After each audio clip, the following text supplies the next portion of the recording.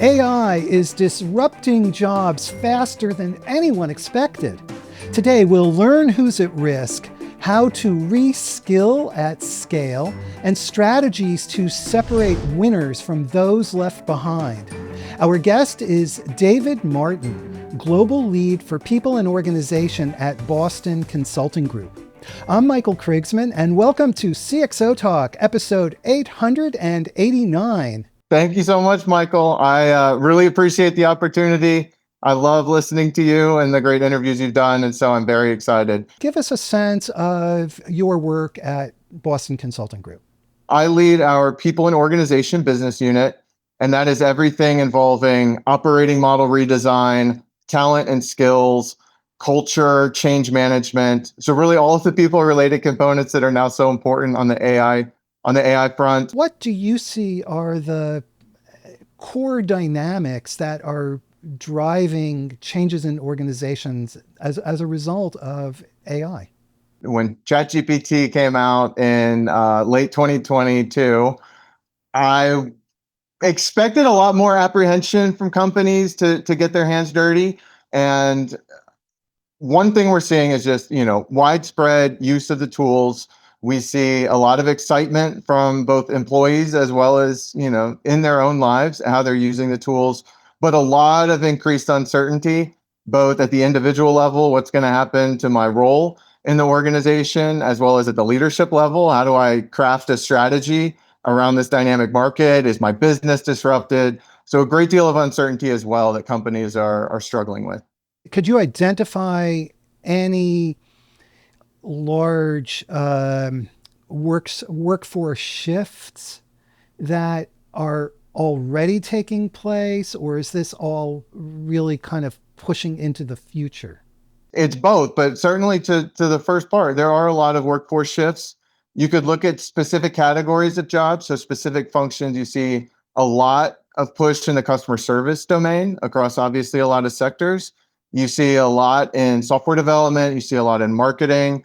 And so you're already seeing workforce shift there. A lot of it is, okay, how do individuals in their current role start to use the technology? How does their role change in these spaces? I've spent a lot of work with software developers over the past year or so. I actually was one before I joined BCG. And, the uncertainty about how do I use the tools and how do I deal with such a very rapidly evolving set of tools. You see GPT-5 come out yesterday, which brings a host of new capabilities. So you're seeing the impact there on both the day-to-day work as well as how they're feeling about it.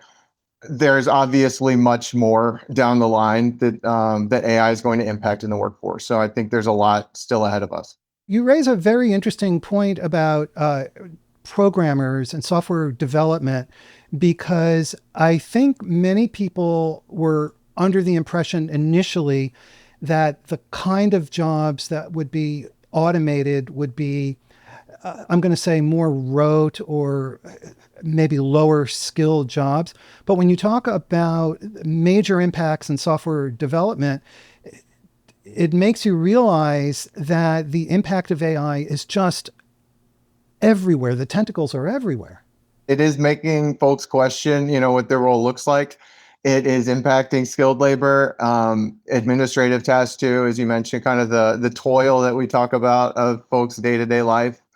I think very early on, historically, one of the roles that was supposed to be most resilient to AI was like in the field of psychology and therapy, and you saw data emerging in mid-2023 that actually augmented psychology was showing great benefit. And so it really has been surprising the breadth of how it's impacting individuals' role and how it's helping many roles that maybe didn't expect to be using AI so quickly. In terms of AI adoption, Greg Walters on LinkedIn asks a question. He says, there's a statistic making the round stating that 46% of AI implementations are failing and abandoned. And I'd be really curious to actually see that. But he's saying there's also another stat that 40 billion has been invested in AI by companies, but resulting in only an 8% increase in revenue. So it seems like, at least according to what he's saying, that there's this tremendous investment, but not yet showing huge amounts of value. From a people perspective, do you have any reactions or thoughts to that? First of all, the stats don't surprise me. Maybe I'm a little surprised it's only 40 billion. But the notion of either A, some companies are struggling to realize the value, and so they're calling it unsuccessful, or B, that the time to value is long. So not necessarily that they're failing, but it's just, not as quickly as they might want. It comes for at least two reasons. One is companies did a really good job of decentralizing experimentation in AI. And so you saw what we call 1,000 flowers blooming, and every different part of an organization was testing it in some place. So you saw a lot of initiatives. And what our data shows is actually the companies who are showing success and positive ROI right now are actually doing fewer things. That was surprising in our research. Fewer, larger, more focused has been faster to value and more successful. But I do think the other side of it is a timeline thing. I'm sure we'll talk about, and I've heard you talk with many of your guests previously about data quality and really just some of the necessary enablers that an organization needs to actually get the most value out of it. And so a lot of companies are having to now play a little bit of catch up on just getting the ship in order. The other thing I would say around delay, or maybe even decreasing the magnitude of benefit, which does get right to the heart of the people point, is adoption of an employee workforce is not always what the leaders and the decision makers have expected. We saw actually at a software company, 80% of the engineers had actually expressed excitement about using the new tools. When we actually looked at how their initiatives with deploying some of those tools was playing out, only 20% of the engineers were actually using it. So it's like, even if that 20% has improved their productivity 100%, you're still at a much smaller amount of benefit than the company might have expected.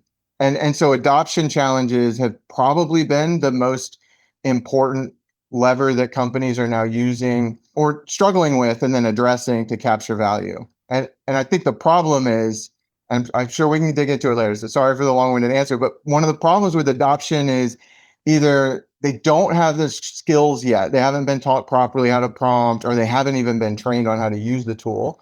That's one side, the skills. And one other component is leadership. And, have they communicated a vision on how they expect the role to change, or how employees should be using it? What's the purpose of why they're rolling it out? Are they trying to save costs? Are they trying to increase output? So all of those types of people related issues are many different factors diminishing adoption, and consequently, companies might be struggling for those reasons as well. This is a comment question from Simone Joe Moore on LinkedIn, and this is fairly large. And actually, folks, I'm going to ask you to keep your questions on the shortish side so that the host, that's me, can more easily sort of read them. But here's what she says. It's a very interesting point. She says, there's a growing concern of employees getting too attached personally to the company AI or using their own AI, and therefore there's two problems that arise. Number one, they're putting inherent bias into the system and sharing far too personal data, and there's not enough guidance. And number two is when they leave the organization, they're exposing that organization and themselves to mental health separation anxiety to the AI that they've been using. It does also point to the fact that training is not simply how to increase the output of the activities you do day to day, but training is also how to manage risk of AI. So are you introducing biases not just about the personal information you share, but if you're in talent acquisition, are you introducing bias to the process? So one is around training on risk, I think is incredible and probably a place that companies have underinvested. And then training on how the AI works and how it's using your data. And I think the more we see employees understand the mechanics behind the models, the more we see them using it in ways that probably help address the first piece of it.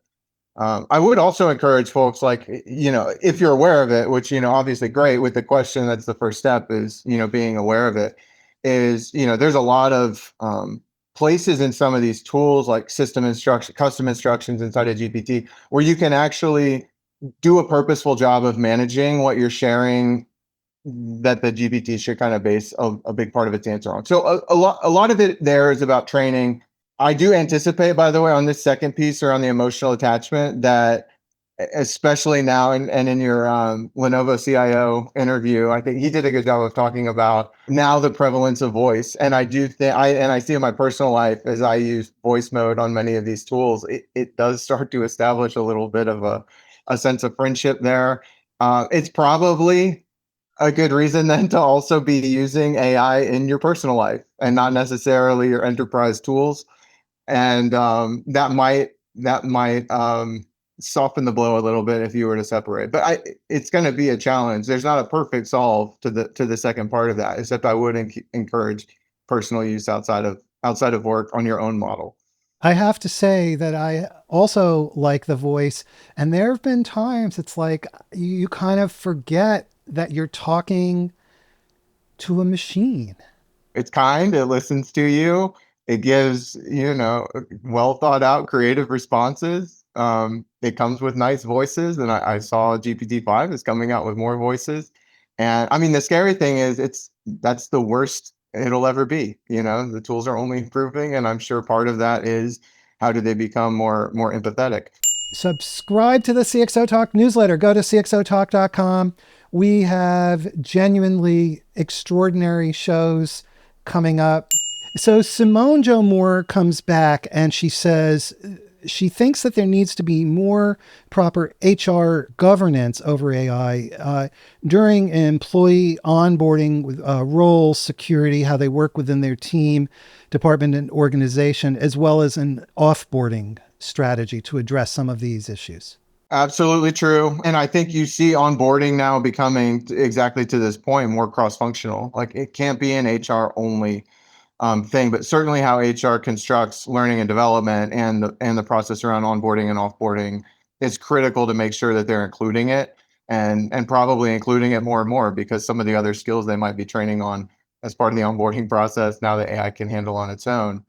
Um, yeah, so completely agree with that one wholeheartedly. I'd also say some of the tools that HR organizations and third-party software providers are coming out with a employee engagement platform. So a lot of companies, HR departments are pushing on, hey, can we have a single pane of glass for a chatbot to work with employees and be more asynchronous and self-serve. And I think you'll see the onboarding process also have that, where employees are a little bit more willing to ask difficult questions. And so I think that it's true on the onboarding process. Some of it is structure and some of it is enhanced tools will actually help to deliver that type of training as well. Just in order here on Twitter, on X, Arslan Khan says, as a disruptive tool, do you think organizations are not adopting AI fast enough due to the lack of vision by the executive leadership? In many cases, I do think that executives are struggling with the uncertainty and they don't have a concrete vision that if they try to communicate would be compelling to the workforce. So I do think articulating the vision is one.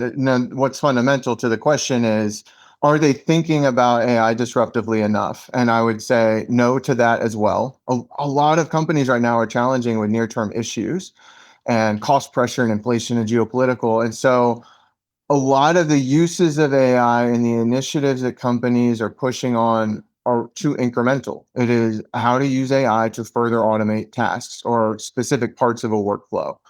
And they're losing an opportunity to actually rethink the workflow end to end.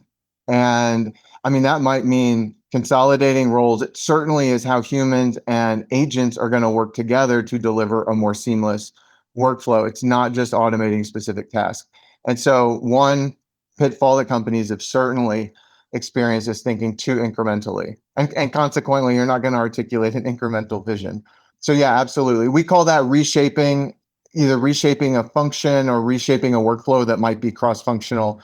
You do have to completely almost clean sheet design what that should look like so that you can have a meaningful enough and an opportunity maximizing enough approach to using AI. Kurt Milne on X says that if only 20% of an employee group is using AI, and that group has a range of skills and results, then the overall benefit may not meet expectations. No, that's right. That's why adoption is the biggest challenge facing companies right now in terms of getting the value they're looking for out of it. And frankly, if you're rolling out tools and only 20% are using it, it's also a little bit deflating. And I'm certain for the decision makers to see low adoption like that. And for the employees who, in that case, I think the 20% might be coming from my comment earlier. In that case, where 80% of the employees were excited about it. Kurt Milne comes back with a really interesting question. He says, are there new cognitive skills needed to use AI? For example, you run AI 3 times and you get 3 different outputs, then the need to spend time and mental cycles reading and comparing to pick the best answer. And that is a different skill than copy editing. The path on that one specifically is you're going to start to see agents that smash, feedback up against 3 models and try to avoid hallucinations, which is great. It's what I do. I'm nervous about hallucinations and how I use it, so I'll take the output from one and put it in the other, and pressure test it. So yeah, that is a skill set or competency that is changing in some of the roles. You could take customer service too. I think a lot of companies have a vision that a customer service representative who right now is looking at, dashboard with multiple screens and swivel chairing between them, getting instructed by, those tools on what to do, that role might completely change to actually almost a manager of agents. And that individual then is almost like a telecommunications network operations center where they're looking for trends that are coming back from the agents themselves. They're looking for, hey, when and how do I, intercept some of these customer conversations. So the skills of being a manager and observer of agents and knowing when to step in or when to pressure test what they're doing is going to be prevalent in many jobs that currently don't require that at all right now, and don't usually even, recruit for that type of skill set. I also think like there's another one on this cognitive to some degree, that being really eager and willing to learn from the AI. So again, working with software developers, talking about vibe coding and talking about how to introduce AI into their workflow. Some of the most like exciting interactions I saw the developers have with the tools is like asking it questions. Okay, why are you suggesting I do that? And so really like embedding into the day-to-day like mindset of how do I use the tools as I'm using them to also help instruct me on what they're doing and potentially improve how I think about and do the job as well. So yeah, a lot of new cognitive skills. You always hear creativity will be more valued, and I think creativity will be introduced as part of many jobs that currently don't demand it. Critical thinking, because of hallucinations, all of these competencies, I think, will be magnified in their importance. There's so much that you just packed into that response, but one of the things that I'm kind of grappling with right now is when you have employees that are managing groups of agents rather than other people as employees, it raises a whole host of issues, not just about job displacement, but definitely raises that issue, but the Yeah. nature of job augmentation with AI and the relationship of jobs to AI. Can you kind of unpack that for us a little bit? You're going to see a lot of roles either working side by side with agents in a collaborative way or augmented way, or roles that are having to manage agents. It's a completely different muscle to build. You mentioned earlier about treating AI like people. You heard Jensen Wong talk about, the CIO is the CHRO in the future. Moderna integrated those two roles. So I do think one element of that is really being clear on the role that the agent's playing, not just how the role might change for the human, but the role that the agent's playing, and then that human who's working side by side with them or looking over many of those agents, their ability to train it and coach it and intervene to give it more, prescriptive detail. A lot of how the interaction with agents will take place is very much like a manager and a frontline employee, where it's collaborative, it's coaching, it's training. um, I think thankfully the performance reviews and work-life balance matter less for agents, which I know has been, talked about a lot.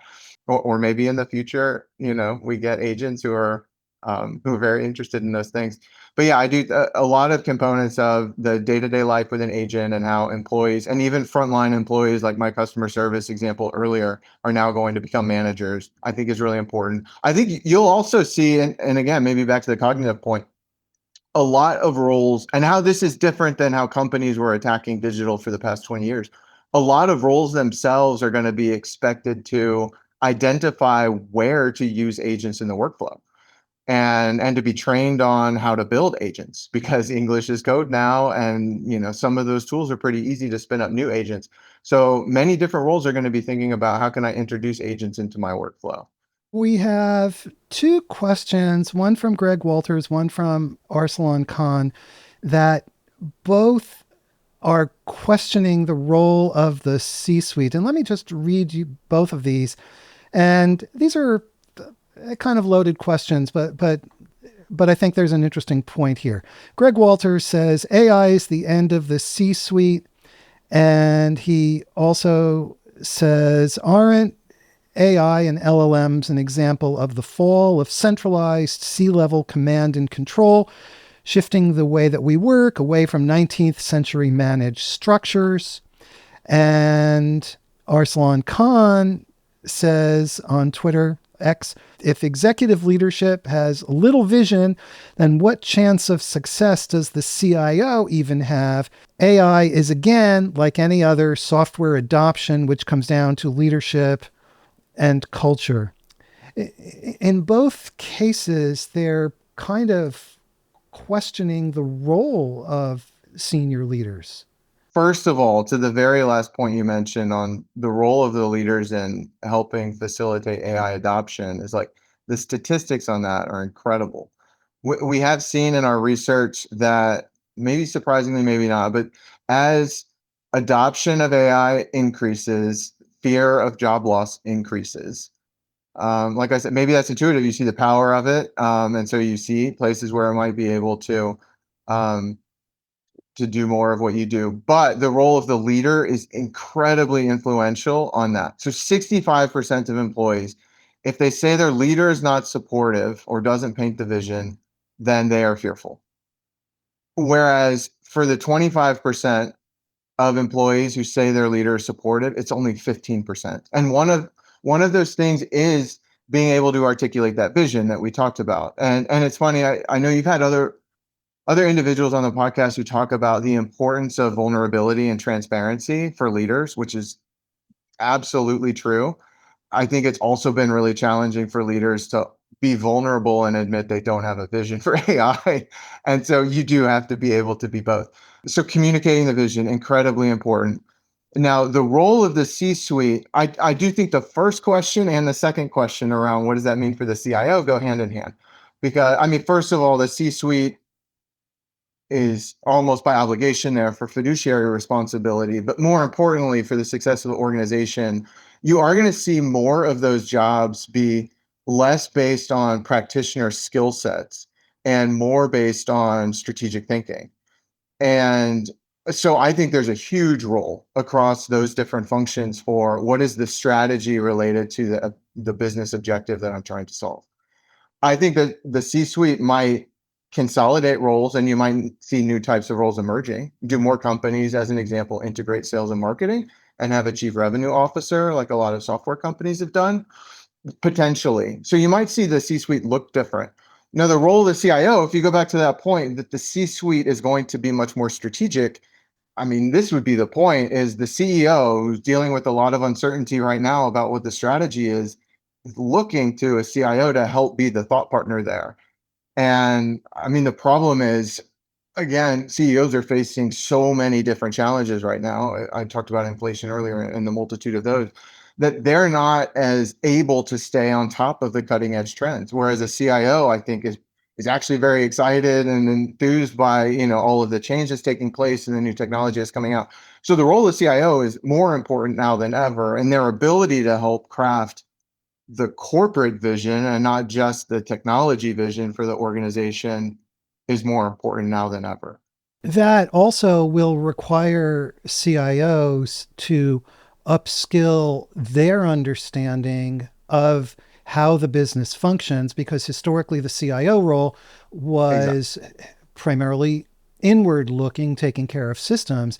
And now what you're describing is a CIO slash CHRO role in a way, but not just managing people, managing groups of agents.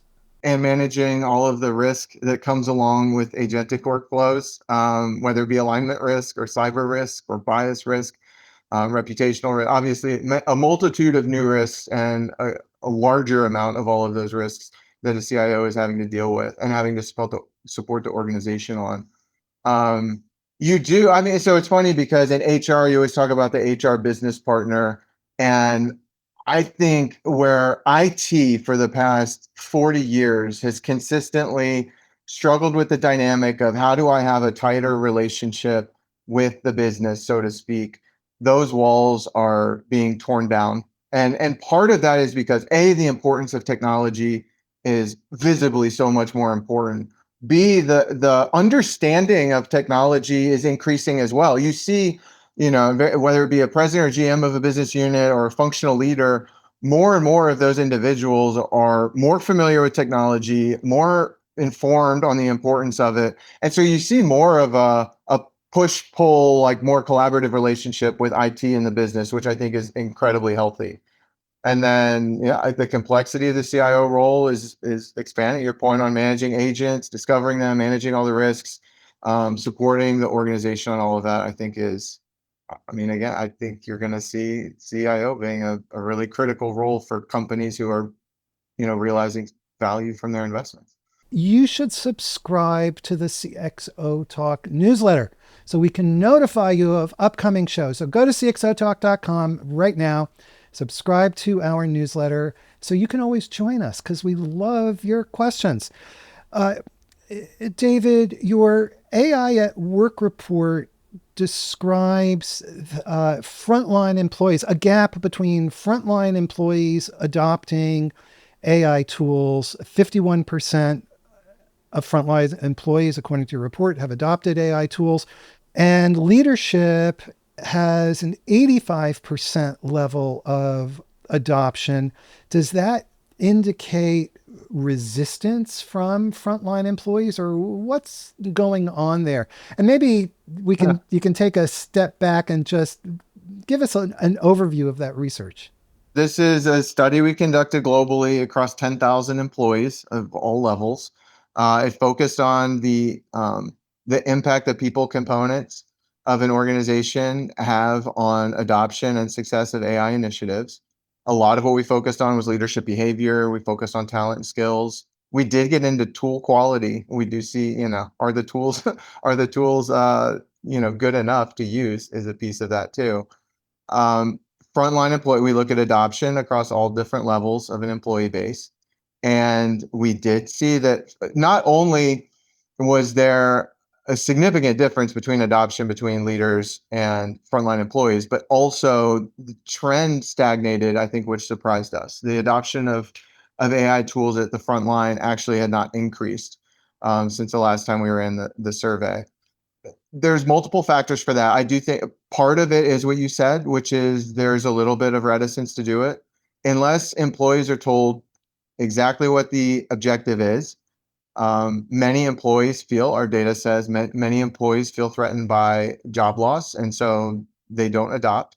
But there's also like you can de-average that answer. Frontline employee, in many cases, frontline employees have less use for AI than leaders do. You're looking at retail store employees and field technicians who are more and more using it. But, there's a lot of on the ground labor that takes place where AI is not going to be an important a piece of technology for the employee to use in their day-to-day lives. I'd say the other thing it highlights, which keeps me up at night, is I do think that leaders have observed that that potential disruption to jobs and potential threat of AI to the jobs is probably as pronounced for leaders as it is for frontline employees.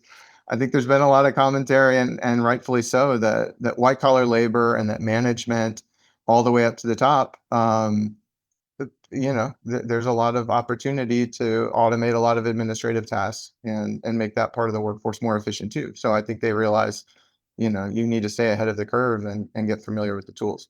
What should business and technology leaders be doing in order to encourage broader adoption? I do think how they prioritize which initiatives to push on has probably changed. Historically, for digital investment, you said, it's impact versus feasibility or time. And there is a new dimension that does get into the leader piece and does influence adoption a lot on selecting initiatives that also reduce the toil of an employee's life. And again, it may be why leaders are using it more is administrative tasks, as an example, are something that employees would prefer to not have to do and to hand off to AI. So, how leaders prioritize initiatives and how they include employee centricity in the decisions they make on where to invest, I think matters significantly. I mentioned vision, and I just touched on a more specific part of a vision, which is objective setting. So, being able to really clearly communicate what the intent of the impact of AI usage is. Like as an example, the tech company I'm working with their software engineers, obviously huge opportunity to improve productivity. This company has no interest in reducing the size of that workforce or the cost of that workforce. In many cases across companies I'm working with, they're so far behind on their digital roadmap that they are absolutely looking for Claude Code and all of the different tools that help Cursor, all the tools that help support software engineering as a means to accelerate their roadmap. No interest in cost savings on that front for this company.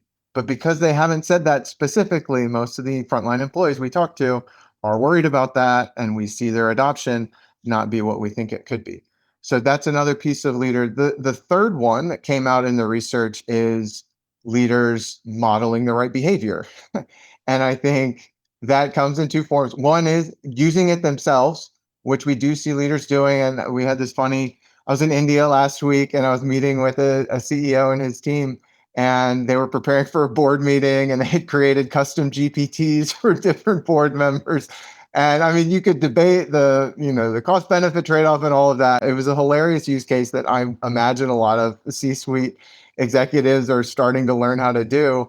And I was like, you need to tell your employees some of these stories so they understand that you're embracing the technology too, and that you're taking the time to upskill yourself on it. And the last piece I was so modeling the right behaviors. It also comes in the form of communication. And are you setting a positive tone around AI and the benefits that it can have on augmenting the workforce? The last one is investing in training. If you are a company facing cost pressure, you're looking to reduce people costs with AI tools, then you need to be reinvesting some of that productivity savings in training and upskilling. And if you can cut 25% of time spent, you better be applying 5% or 10% of that back into training the employee base. And we see it has a huge impact on employee morale. We see it has a huge impact on the effectiveness of adoption. And it's great signaling to the workforce that you're not just doing it myopically, but that you have more of a plan around it. So upskilling is another big piece that leaders can really invest in. At the same time, yes, leaders should be investing in reskilling, but there is a lot of temptation to use AI purely for cost cutting purposes. Let's get rid of, it's industrial automation, only it's done with agents as opposed to, people, machines. That's been true, since predictive AI. to your point, and finance organizations have used it to improve forecasting and reduce some of the people costs they put into forecasting. So undeniably, that's true. My point there is they need to be reinvesting some of that savings, and you can't, as we would say, how do you cash the check on productivity? If it's in cost, you need to be reinvesting some of that. So Elizabeth Shaw has an interesting question, and she says, you talked about rethinking workflows. This is not a quick process and is fraught with business danger. For yes. remember, there were plenty of organizations that experienced business emergencies and failed projects when, quote unquote, redesigning workflows for digital transformation and ERP.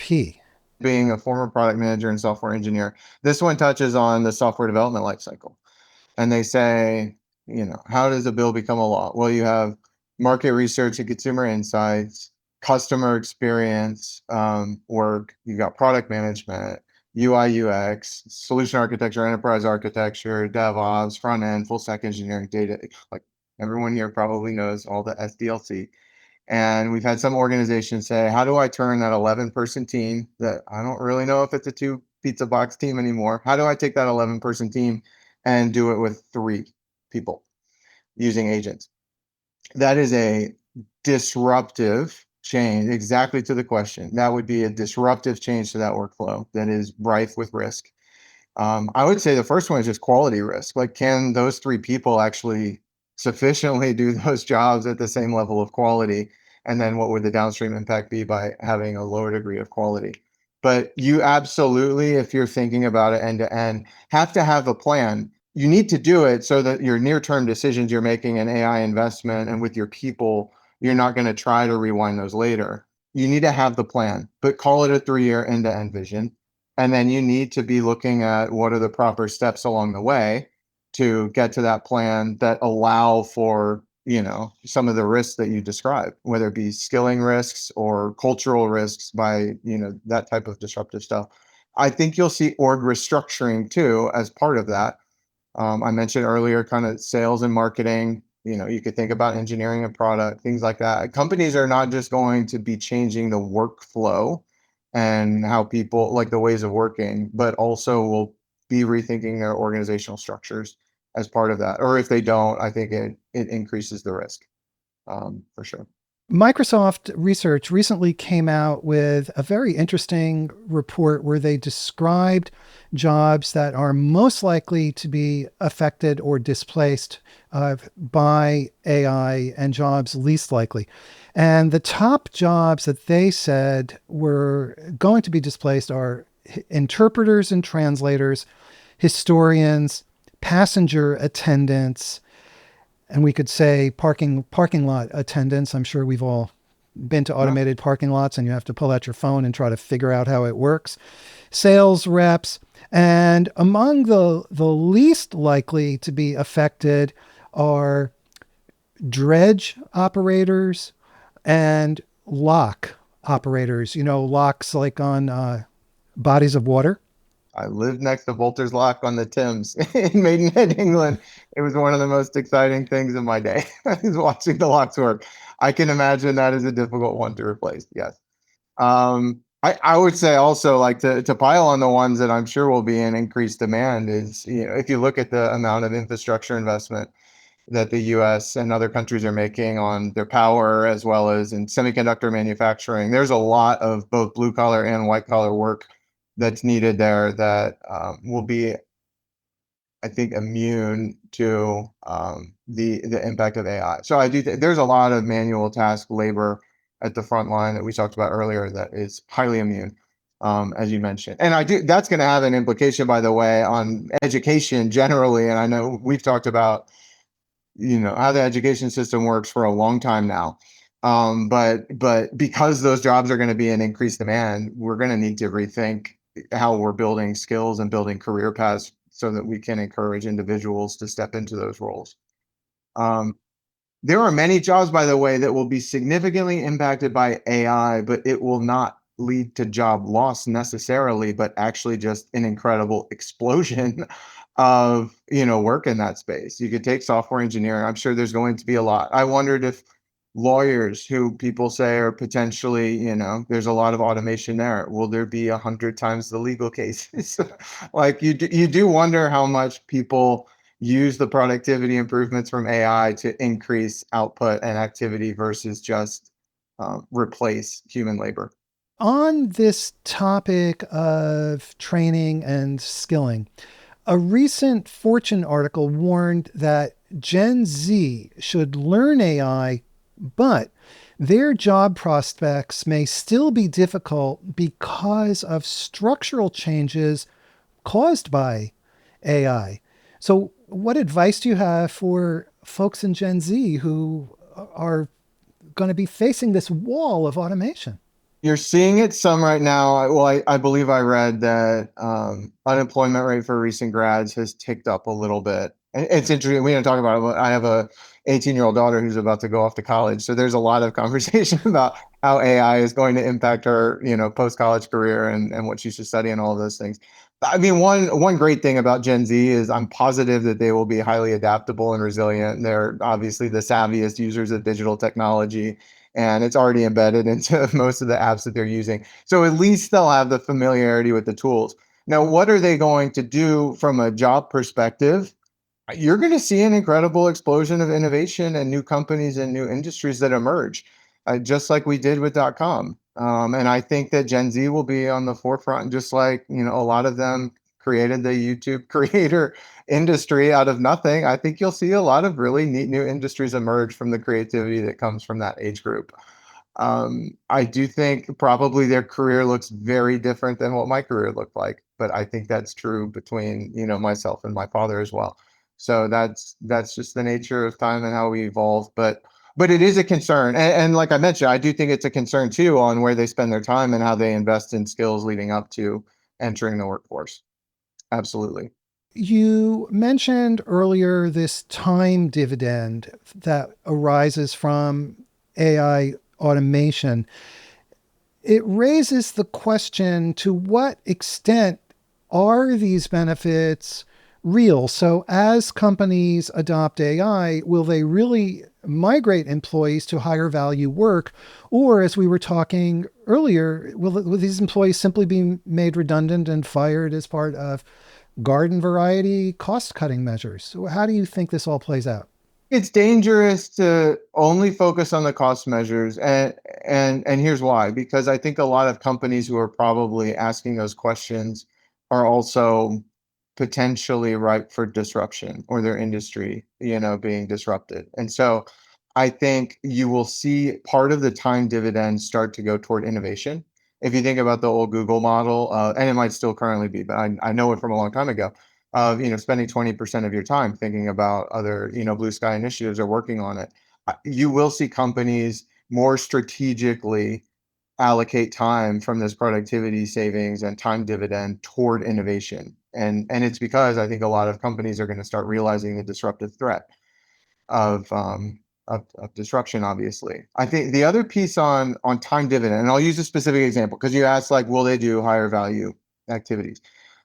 Again, going back to software development, it's going to be true in marketing as well, and we see that a little bit.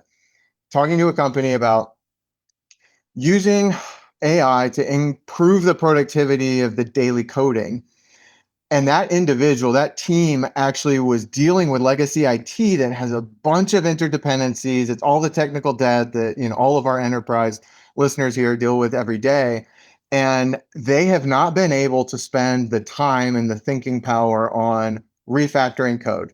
And how do we design? This is a Java 8 to Java 11 upgrade or something to that nature. And so it's like, the strategy behind improving the quality of the existing assets that the company has, I think, will be increasingly an important role for the time dividend that you're describing.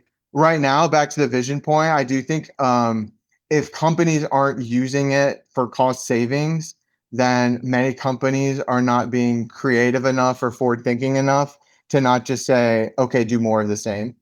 So if you think about that example I just used, it's like you could just say, okay, go build more code, and go deploy more code. Instead, they're saying, okay, let's go re-architect. So being really thoughtful about leaders and setting the expectations for how you're using the time I think is really important. We see that at BCG as well. We've rolled out a lot of AI tools for our consulting staff. They say they're saving time. We wonder, okay, are they sleeping more at night? Because for us in a job where our employees work really hard and work-life balance is increasingly important, it's like, great. Yeah, our goal with the productivity is, they can get more time to have a more sustainable work life. But you need a plan for what you're going to do with it, to your point. I don't think that everyone is just going to say do more of the same thing. That would be myopic. On the subject of consulting, I recently saw a demo of agentic AI tools that are designed specifically to replace junior consultants doing research and gathering information. Yep. How real is this AI threat in consulting? It's an incredibly helpful tool for our consultants to use. Uh, is one thing. So and what I mean by that is, yes, it does do a lot of the work that many of our consultants do. So there's a threat side of that, and then in the near term, it takes a lot of toil out of their job and allows them to be more strategic. I think it opens up opportunities for new business models for us. Are there opportunities, as an example, for us to provide more of a software as a service and a consultant as a service? Because we might think we can train that type of model better than anyone else can. That's one example. But we are tracking, and by the way, I think all of us partners, before we go into any of our client meetings, are doing deep research on the on the client. We are pressure testing our own analysis and saying, if I'm a client, what would I be seeing from AI, and are we exceeding that bar and justifying, the fees that we charge? So I think that it's been very important for consulting to appreciate, the side by side threat. We actually have been measuring what components of the value we provide our clients are replaced by AI, to your point, and it stretches across many different dimensions, industry expertise, and all that kind of stuff. And one place that AI has not come close to cracking the nut is our ability to understand our clients and their needs at a company specific level very deeply and to tailor our answers. Right now, if you run deep research or if you're using any off the shelf tools to try to solve the strategic problems that we solve on a day-to-day basis, it's going to be more generic and more for the industry rather than more specific to the company. And I think that's harder to replace. You'll, of course, see enterprise models being trained over time, I'm sure. But right now, we feel like our ability to really think with the lens of our specific client in mind and tailor solutions for them is improved because of this. Like, back to the point, I think it frees up our time to think more about those strategic tasks. This question about or issue about LLMs not providing deep company specific information, I wonder if that's at least partially a data problem, because I have seen a number of companies recently that go out to essentially aggregate, interrogate databases across a company. And once you start doing that, you build up the data that you need that a sufficiently fast and powerful LLM could then use to report back whatever depth you might want on all aspects of the company: sales, marketing, everything, customers, you name it. Yes, and using generative AI as a potential mechanism to leapfrog some of the like this is I think part of I think this is partly in there. Like using Gen AI to actually leapfrog and maybe mitigate some of the lack of connectedness with company data is also an opportunity. I think you're spot on. Look, and that is fed, historically into things like retrieval augmented generation, where you're using off-the-shelf LLM. You're injecting some first-party data in there to get something that's more company specific. I think that's absolutely right. That's part of the near-term future. I think the thing is, if our clients are not necessarily saying that that is the highest priority place for them to be spending their time. And in a world where, as we know, talent is so slim, and IT talent specifically and tech talent specifically, and core business needs for a company are so pronounced, and there's so much opportunity to improve there. I have not seen a lot of our clients dedicate a lot of time and resources to what you just described, because they have incredibly important priorities they're pushing on in parallel. So Arsalan Khan says, I'll just read his question verbatim. What about the power of one AI in one department versus AI in another department? Whichever department has more power, people, revenue, will they get their way? Who is the AI referee? Right. Well, and you've seen that in like data reporting and analytics now for the past 10 years, where every organization has their own analytics team that's creating their own dashboards. I think there's some truth to that. I think it points toward the importance of IT and the enterprise IT strategy and platform strategy. I think one danger that companies are facing is the fragmentation of platform decisions, across different functions. Um, and so resource allocation, to your point, that comes from central IT and the distribution of tech talent toward different functions is increased in importance. There's something about human nature there in the question that's like, I think, of course, different parts of the organization are probably going to have more power and influence than others. AI is not solving for basic human nature at this point, for better or for worse. So that will probably be the case. I think it's really important to be at a CEO and CIO level though, and how the strategy is crafted there, because what you don't want to do is have a lot of function specific platforms that again like only really harden how the organization currently works. And the more you can make the platforms cross functional, the more you'll be able to realize a more seamless customer experience. So ideally, you're not having those siloed platforms. Your AI at Work report talks about global differences in AI adoption. I think this is very, very important for people to understand. The report states that respondents from the global south have significantly higher adoption rates than in the West. For example, India, and folks, listen to this, India has 92% adoption compared to 64% in the US. Can you just tell us about the implications of this? It seems very profound to me. The implications are right. And I just came back from Delhi and Mumbai, and it's incredible what they're doing there. Some of it is job specific. We talked earlier about just the nature of some roles using it more than others. India obviously has an incredibly large and strong population of software developers and those types of roles that are more suited to use it. Demographic differences. It points out some of the differences in demographics too, and where some of just countries will differ because they're either a younger workforce or a more aging workforce. India on the younger side relative to some of the developed markets. But your last point, I think, is the most important, which are it does have implications on what you think the future looks like 5 years from now.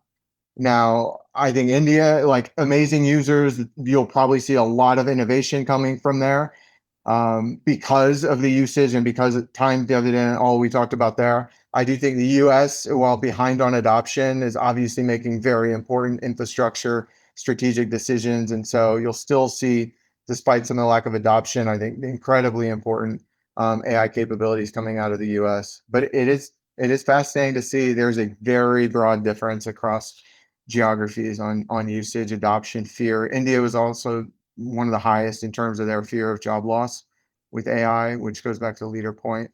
Um, their interest in shadow IT was also pronounced and high. Individuals who not provided the right tools are using tools on their own, which is, I think, scary for CIOs and highly prevalent. We talk about that in the report. So a lot of interesting geo-specific nuggets in there.